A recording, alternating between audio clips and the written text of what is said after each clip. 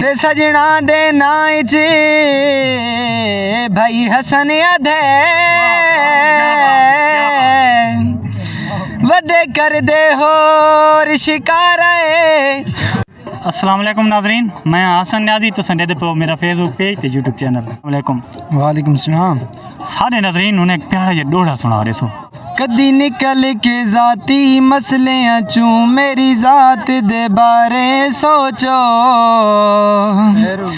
ओ धरते थल विच कुर्बत दी बरसात दे बारे सोचो इन्हें खाली कासे अखियां दे कैनात दे बारे सोचो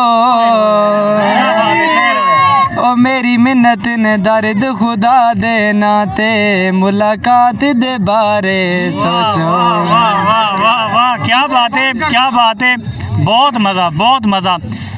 ये कितों सीखी है तुसां सिंगिंग? मेरा अपना उस्ताद मतीउल्लाह नूर। अच्छा, बाकायदा तौर पे सीखी है? ये कहने वास्ते डोड़ा आखा है? ये बस ऑल फ्रेंड वास्ते थोड़ी।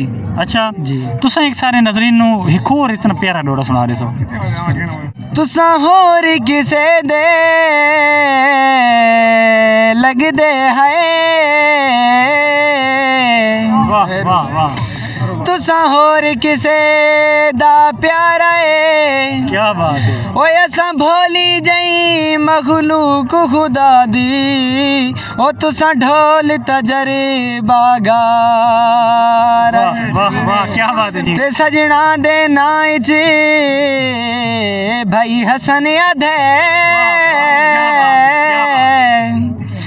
वदे कर दे होर शिकारा ओ दर असल यसीन ते लद रख गए ओ तुसां टपना चांदे पार।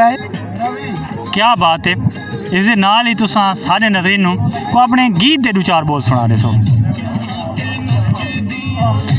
गली होंदी नहीं ढोला हाँ साड़ देंदा है साडे सिर ते कोई नवा चन चाड़ देंदा है साडे सिर ते कोई नवा चन चाड़ देंदा है। दुनिया तू वखेरा रिवाज है ढोले दा समझ नहीं आंदी के मिजाज है ढोले दा जोड़ निक्की जेदी गल दा पहाड़ देंदा है जोड़ निक्की जेदी गल दा पहाड़ देंदा है साडे सिर